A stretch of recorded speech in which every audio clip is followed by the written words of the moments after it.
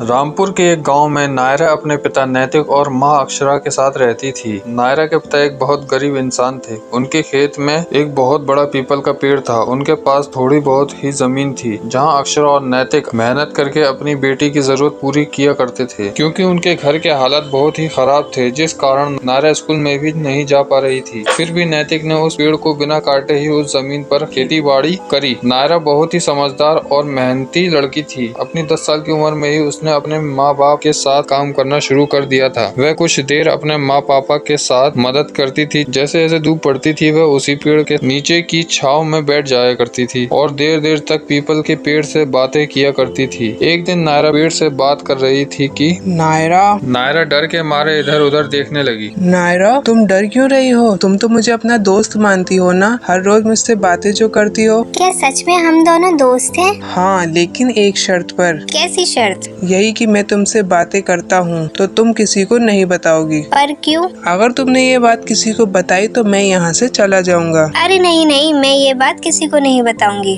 अब नायरा और पेड़ एक दूसरे के दोस्त बन जाते हैं और हर रोज बातें किया करते हैं। एक दिन नायरा खेतों पर काम कर रही होती है तो अक्षरा और नैतिक पेड़ के नीचे पानी पीने आते हैं। तभी अक्षरा नैतिक से कहती है, देखिए ना, हमारी बेटी कितनी बड़ी हो गई है। उसने हमारे घर को सारा काम संभाल रखा है। नहीं अक्षरा, ये तो हमारी ही गलती है जो हमने अपनी नायरा बिटिया को उसका बचपन छीन लिया है। लेकिन हालात ही कुछ ऐसे थे कि हम कुछ नहीं कर पाते हैं। ये सारी बातें पेड़ सुन लेता है और उस पेड़ को भी उन लोगों पर बहुत दया आती है। एक दिन नायरा पेड़ से कहती है, पेड़ दोस्त, हम लोग इतनी मेहनत करते हैं लेकिन हम अमीर क्यों नहीं होते हैं? मेरा भी मन करता है मैं स्कूल जाऊं, अपने दोस्त बनाऊं। नायरा की बात सुनकर पेड़ हंसने लगा।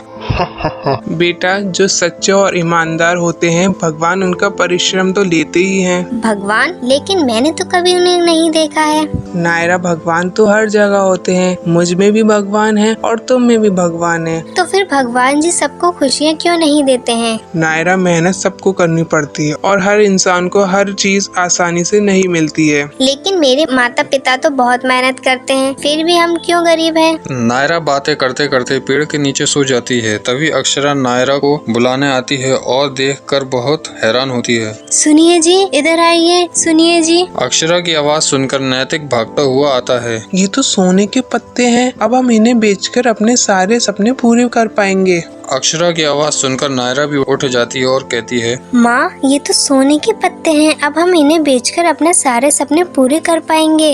अब नायरा, कार्तिक और अक्षरा तीनों मिलकर उन पेड़ों को बेचते हैं, जिसकी वजह से उन तीनों की सारी समस्या दूर हो जाती हैं। नायरा भी अब अच्छे स्कूल में पढ़ने जाती है। तभी नायरा पेड़ से कहती है, ये सब आपने किया है ना? बेटा, बस तुम्हारी लगन और मेहनत देखकर भगवान ने मुझे तुम्हारी मदद के लिए भेज दिया था। अब तीनों अपने अपने जीवन में बहुत खुश थे। तो दोस्तों, इससे ये सीख मिलती है कि सब्र का फल मीठा होता है।